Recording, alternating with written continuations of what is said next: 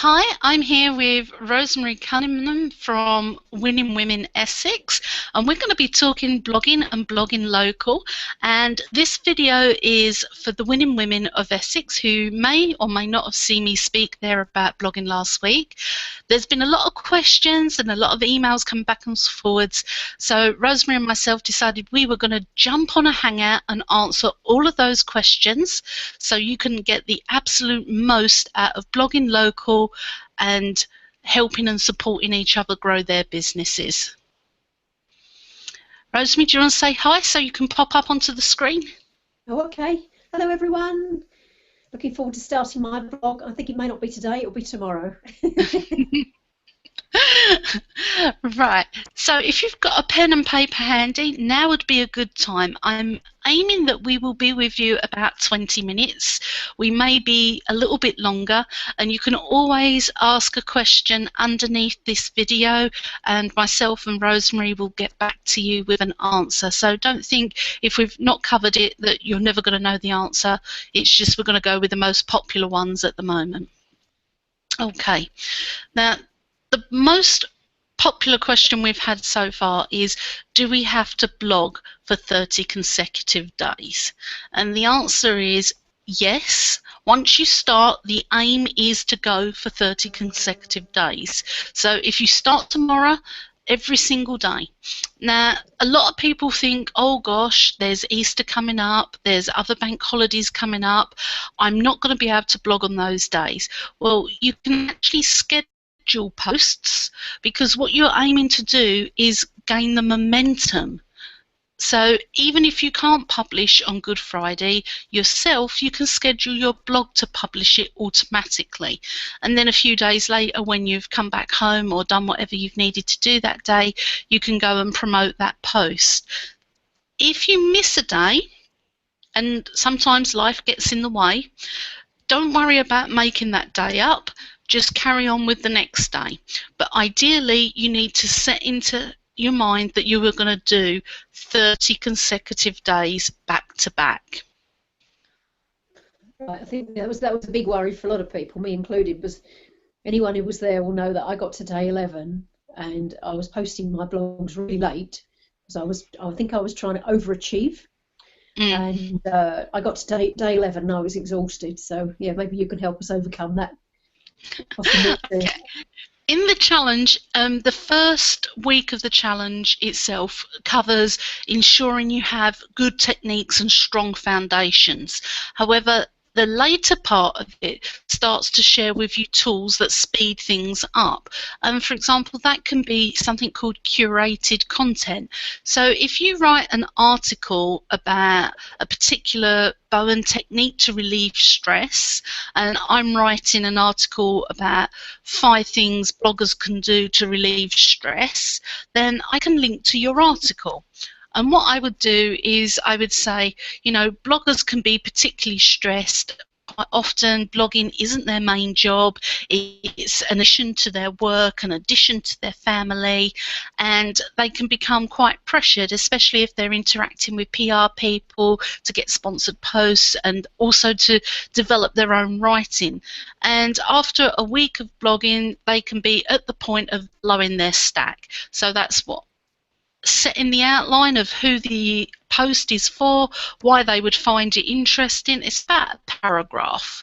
And then I would put link number 1. Rosemary Cunningham uses this technique in Bowen to relieve stress. And then I would go to link number 2. And that could be somebody else who recommends laying in a darkened room for half an hour. And then link number 3 could be something else. And then I could say, try these 3 things the next time you're feeling really stressed out with your blogging, let me know how you get on. And although that's only taken me 5 minutes to speak it, it will probably take about 20 minutes to write the article. And that's it. You've not used all of your own content, you just know roughly what other people do. They may be in the group, they may be people you've met at an event, and you can just pop over to their site, find what you're looking for, and then link back to it. So it's probably 30 minutes. And if you've got a couple of hours now, rather than leaving it to every day, you can do 2 or 3 of those posts and keep them in reserve for when you haven't got any time.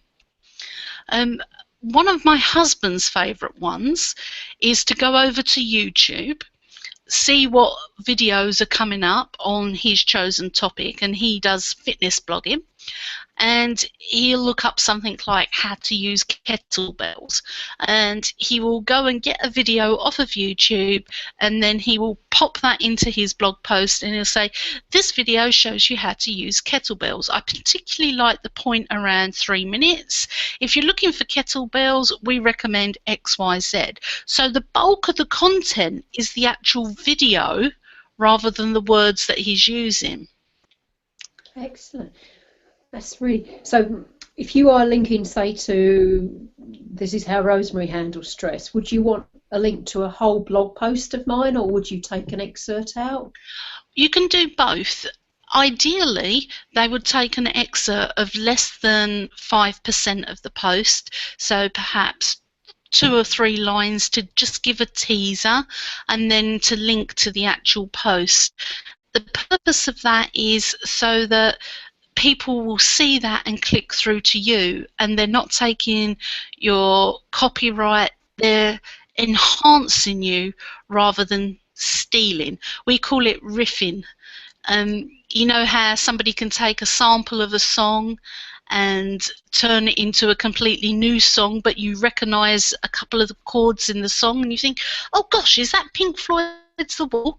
And it turns out that yes, you do recognise that part, but it's also a completely new song too. Got you, because I remember when I was writing a few years ago, it was suggested that if you put a link to somebody else's site in an article or a blog, you didn't make it a live one because you wanted to keep them in your material. So this is pretty much the opposite to that, really, isn't it? You're putting live links on. Yes, there's this fear, and it's an irrational fear that if you send them to somebody else's site, that they won't come back to your site.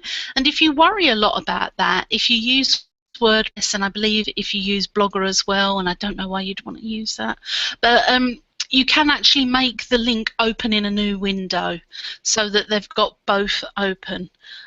Oh, really? But having, you know, done these types of posts and read these types of posts, I pretty much always go back to the original and flick backwards and forwards between them, bookmarks the ones that I'm interested in, the ones that I'm not so interested in, I kind of like close that down and go back to the main post and have a look around.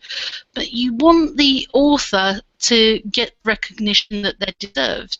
They've contributed this post. Now, if you embed a YouTube video, the author automatically gets linked back to their YouTube channel. So it's done automatically for you. Excellent. Okay, so this is really about, it's sharing in the big sense of the word, isn't it? And, it is. Yeah, absolutely. Great. Okay. And when you say about timing your blogs, can you do that on any WordPress site? Yep, you can time them to go out at any point that you want. So you would go into the schedule area. Let me see if I can share screens with you. I didn't know that, and I've got a WordPress blog. All right, let's see if we can do some live training. This is famous dangerous. Okay, so I will endeavour to share my screen with you guys so we can show you exactly what to do. Okay, and I'm screen share, and can you see my blogging dashboard there?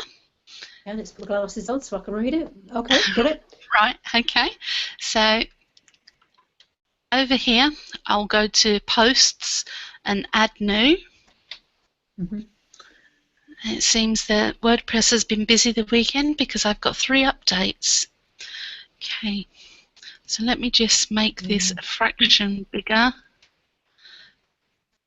And as you can see over here, you've got some options at the top right of the screen. Let me see if I can make that a little bit bigger again.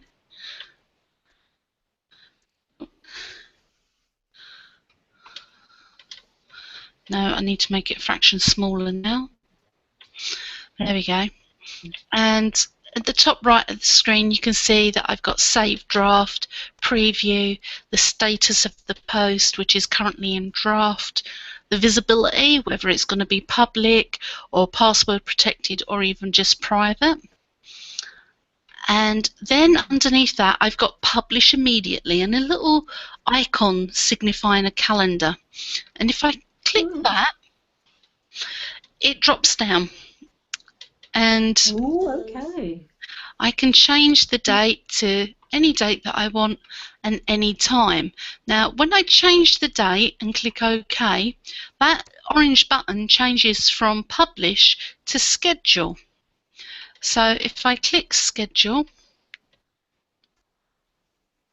I've just realised I haven't got a title for this. Let's call it Test with Rosemary. And let me save it again. When I've done that, when it's updated, I'm just going to go to all posts. Now there are plugins like the editorial calendar plugin, and we cover that on day 3, I believe, of the blogging challenge. You'll get a Excel spreadsheet and a list of all particular plugins that can help you manage the editorial process. And as you can see, I've got quite a few scheduled posts there, and I can just have a look and see what I've got in April, which is up here. And I press filter and the post will appear. See? Test with Rosemary, authored by myself, and it's scheduled for the end of March, the end of April. So it's very, very easy to schedule a post for the future and to actually have something that, if you're in the writing flow and you don't want to stop, go and write another post. You will always use them. And I've got about 30 different posts on membership sites planned for a project that I'm doing towards the back end of the summer. And by the time I've actually got that project ready to launch and ready to go, I'll actually have around 50 blog posts to support that. So it's just a case of me thinking, oh yeah, that worked out really well. Let me go up and write that down, and then I type it out, and then I just save it because it's not fitting my editorial calendar right now, but I know that I have a use for it in the future. So if you're writing about Bowen techniques and all of a sudden something happens outside your house, something really local and poignant, you can say, I'll reschedule some of the Bowen techniques and write about this local event. And the purpose of writing about the local event is you're showing your community that you are connected to your area, that it's not just you in a room, and sometimes it can feel like just us in a room, and that there are actually a big world out there. And as local bloggers, we can talk about things that are happening locally. I requested at the Winning Women talk that everybody sits down and writes a review about Winning Women and shares it, because that will attract more people into the group, potential new customers, potential new connections. And if just by writing a review of Women and sharing that on Facebook or another social media channel attracts in another couple of people, if everybody does that, there were what, 50, 60 people in the room? That's an extra 120 people brought into the community for us to connect with and make connections. It's an incredibly powerful way of everybody supporting and lifting each other. Excellent. There's one of the ladies on the way out, one of the ladies who came down for Colchester said she didn't know if she was going to get involved because she felt it was a South Essex project. Well, I think I can't remember what I said, but for me it's bigger than that anyway. There may well be people on here who aren't even in Essex. So. And if you're not in Essex, find up a group of people that are local to you that you can support each other. And the key to all of this working is to remember that together we are as powerful as the most influential person you can possibly imagine. Together we can achieve absolutely anything. However, if it's just one of us on our own and one of us worrying about our influence, we're not going to really achieve much at all. So by working together, like we do on Birds on the Blog and I do on various other sites, we lift everybody, and that lift is incredibly powerful. Interesting. So tell us what we should do on the site, Sarah. So I go in this afternoon. I don't think it's going to happen today because I've got my move's really taken off this week. My dad moves in 2 days' time, and I go and post a blog on there. How can we help each other with a blog that's physically posted on the Winning Women page? Well, first of all, if you see somebody sharing their blog post, then click the like button underneath it to acknowledge you've seen it. That lifts the post a little bit and gives the person a bit of encouragement and support. If you've got 2 minutes, click through, have a quick read of the post. Now, most people's posts take 2 or 3 minutes to read.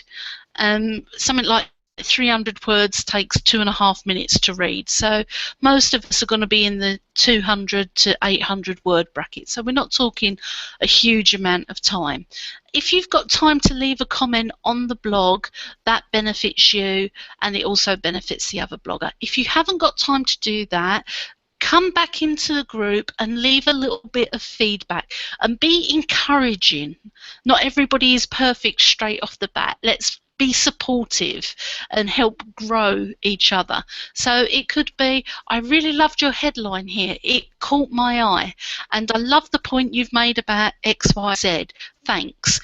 You can do what Irene does and leave a little kiss as well. That's very encouraging and people find that very supportive.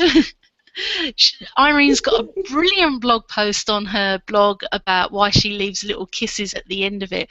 That psychologically, leaving a little kiss at the bottom is a really powerful thing to do. It's almost as if to say, look, you can't dislike me. I've kissed you. You've allowed me to kiss you, so therefore you must like me.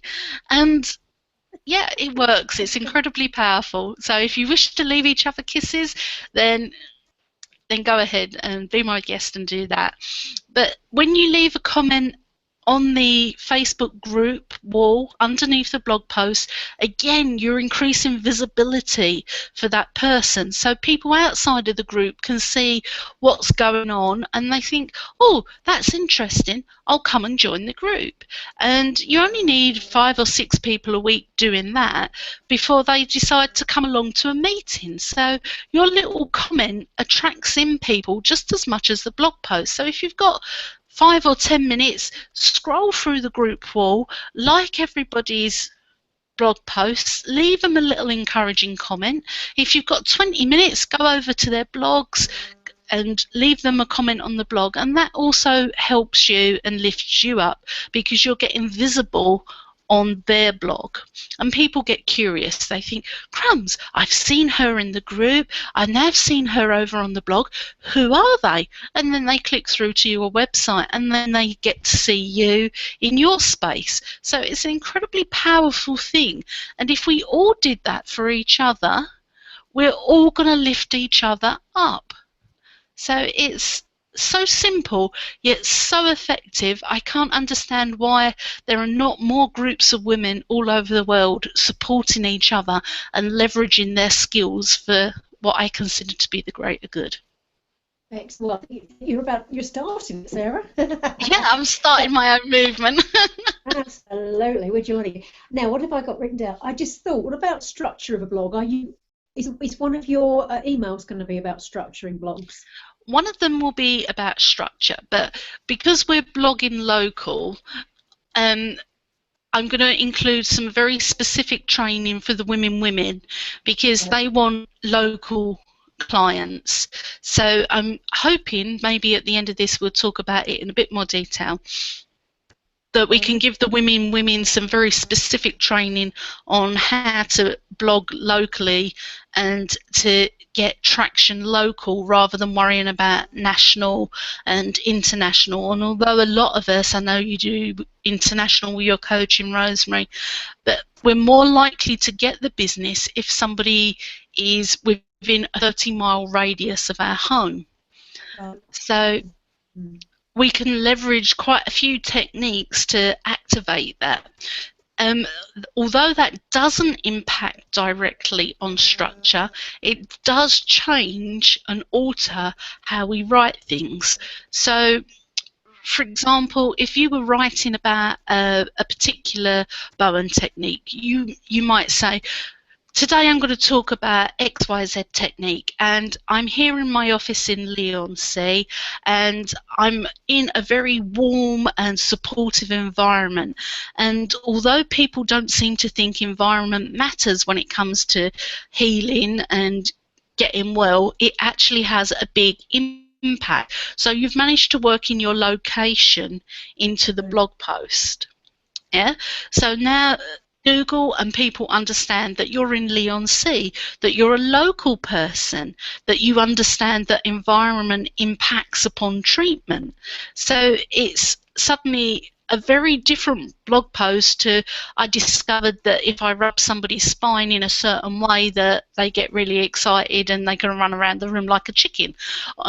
You know, it's something that people can do and weave into their blogging their location where they're physically working, their location where they actually are, the areas that they cover.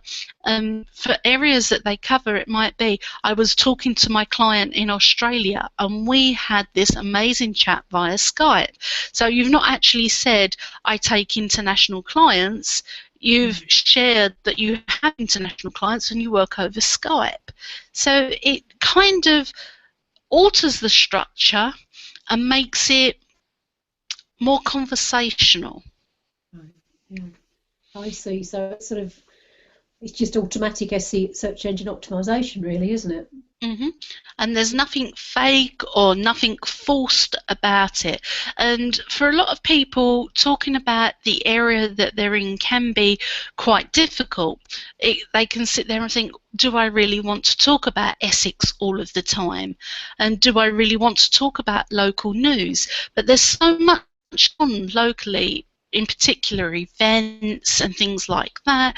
And just off the top of my head, every summer Gloucester Park has a race for life. Something that connects us all is our health and how we view our health. My daughters did the race for life when they were, I think, 3 and 4.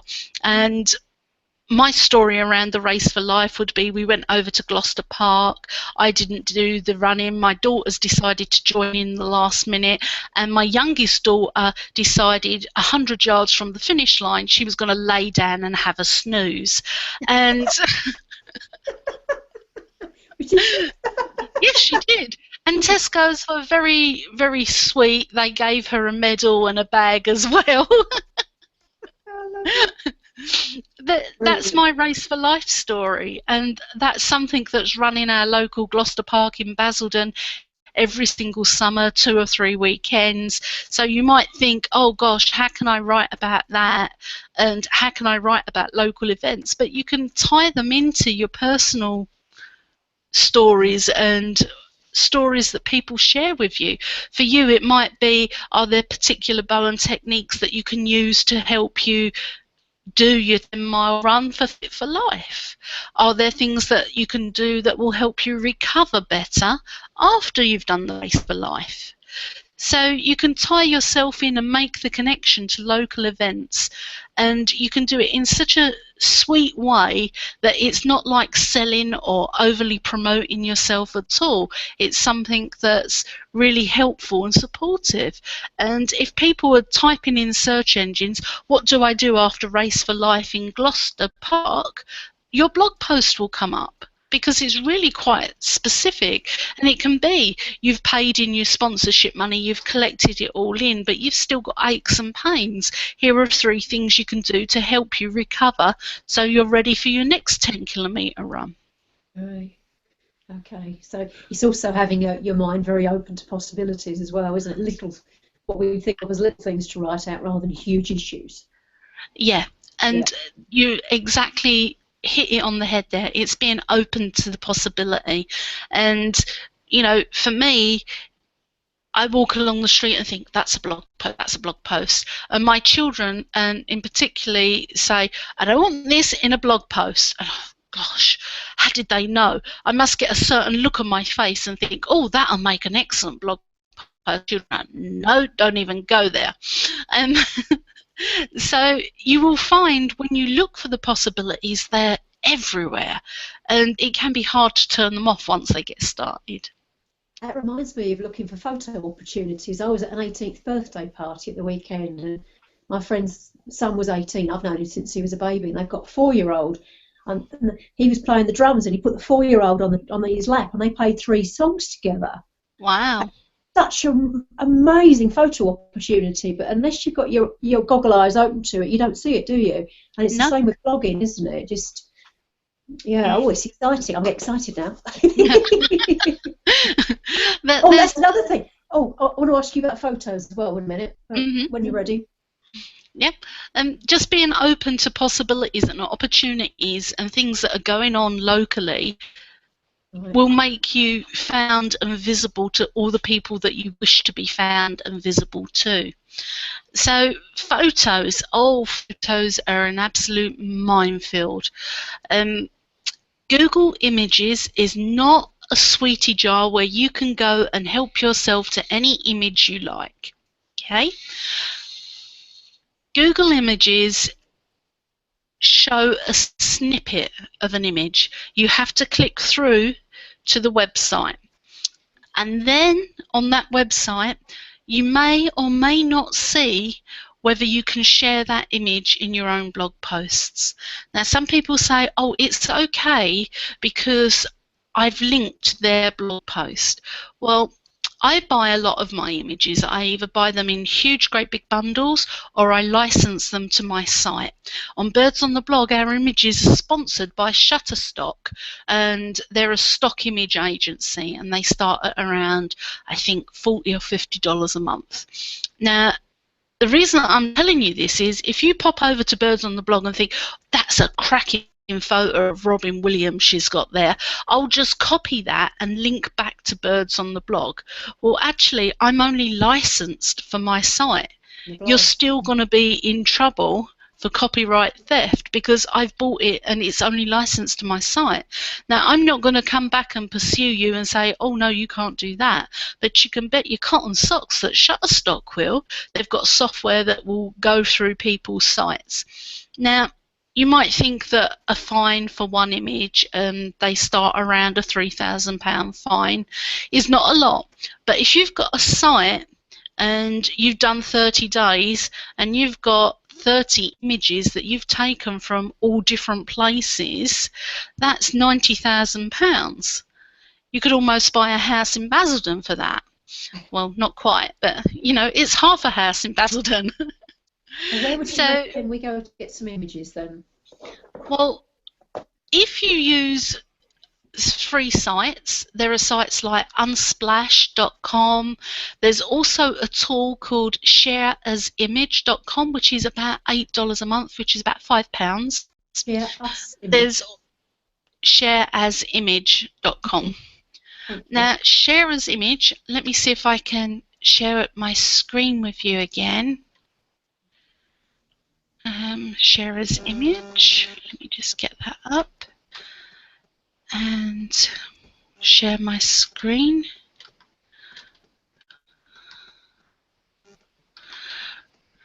Alright, okay, share as image, like I say, it's very, very, very reasonable.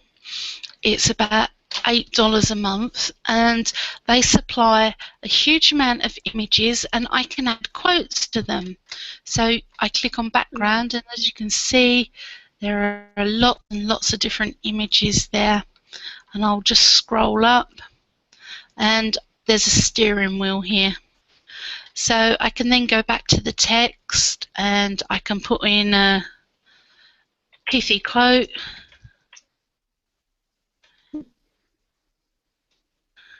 And then I can drag the text around. I can even put my website address on it. I can add a logo. I can filter and make it black and white, or I can blur it. All sorts of things I can do. And then I can save it and download it.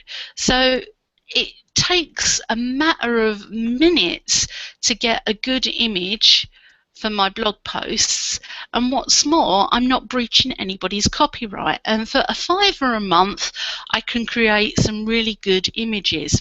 But better still, cheaper than £5 a month is Canva, canva.com, and if you do sarkimedia.com/Canva, you will get 10 VIP credits, and Canva will enable you to create beautiful blog graphics for free, or you can pay for their credits, which are $1 each, which is about 65 pence. You can use one of their elements in it, and they have all different size. So they have 800 by 800 pixels, presentation screens, poster size, Facebook cover size, Facebook post size, and they're all done for you. So if you want an Instagram post, you load up Canva, and you can do all different layouts. As you can see on the left there's all different images. So this one here is spring sale, and I don't have to keep that. I can delete the text off, and I can change it.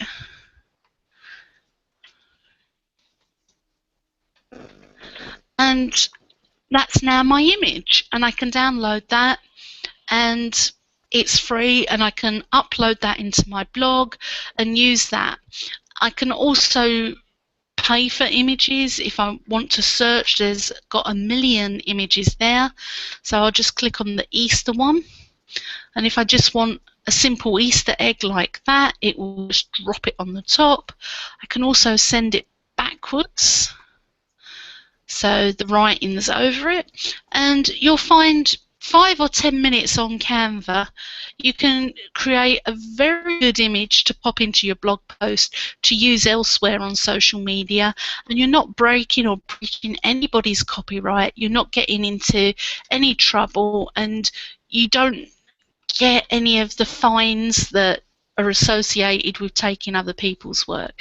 So Canva is a fantastic tool, and I recommend that and share as image would just keep you happy for the rest of your blogging days. Excellent, excellent, great, thank you very much. One thing that I will say is, when you're at the Winning Women events and local events, quite often photographers come along and they take photos, and even though that you are in the photo, it's not your photo. It belongs to the photographer. So ask their permission. Say, is it okay if I use this photo in a blog post?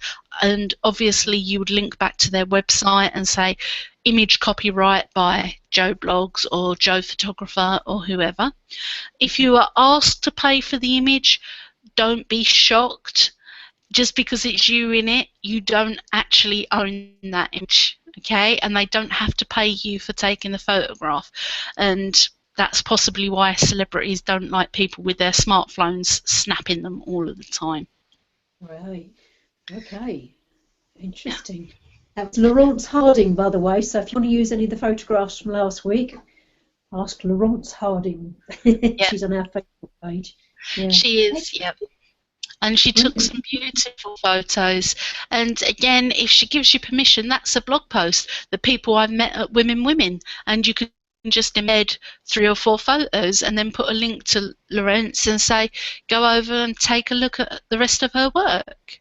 So the posts that you create don't always have to be text. They don't always have to be your work entirely, but any people you quote, you've got a link to.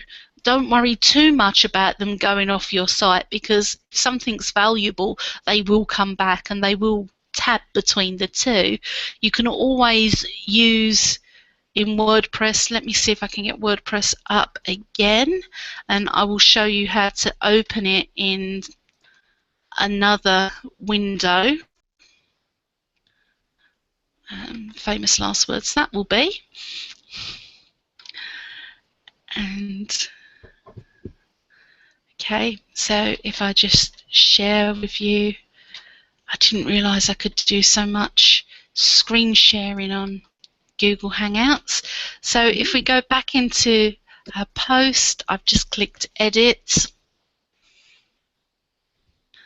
and I want to leave a link to Rosemary. So link to Rosemary. I highlight what I want to link to. I click the link up here, and underneath it you'll see there, open in a window or tab. So I can click that, and I've got the open in a new link, new window or tab, and then I click add link. Now when I look at the code of that, you'll see that it says target equals quotation mark blank, and that means that it will open this link in a new window or a new tab. So you don't have to worry about losing people off of your site just by linking to them. Right, so that means I'm on your blog and I click a link to me, so your blog stays open on my screen, and the link to my website also stays open. It doesn't close your blog. That's right.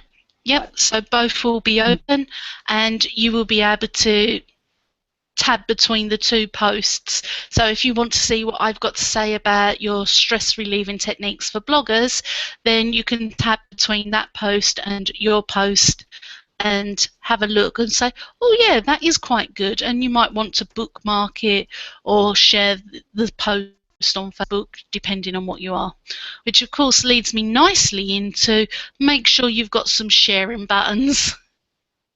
Yes, and is there like a plugin you can recommend for that? Well, I like the really simple Facebook Twitter share plugin, but there are so many different out there.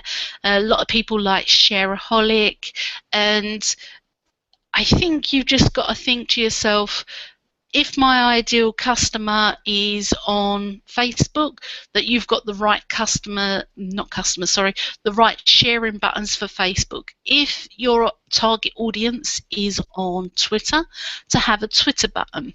If they're on Google+, have that. You can have as many or as little as you want, but the more choice that you give somebody, the less likely they are to click something unless you indicate in a call to action what you want, as in, if you like this blog post, please like it on Facebook, please share it on Twitter.